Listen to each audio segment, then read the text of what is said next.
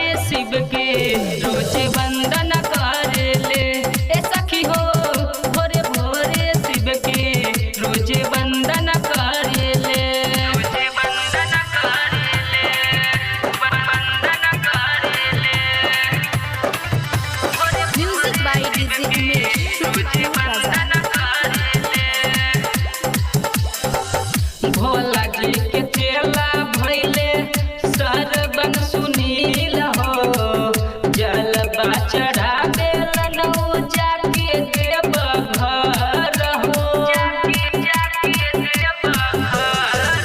भोला जी के चेला भइले सरवन सुनील हो।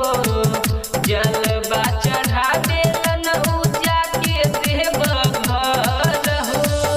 विनय बिहारी अभिनंदन कर ले। चढ़ते सावन में सैया हमर चंदन कहरे ले। भोरे भोरे शिव के रोज वंदन कर ले। ए सखी हो भोरे भोरे शिव के रोज वंदन कर ले। Mix by Vinay Raja Bihar.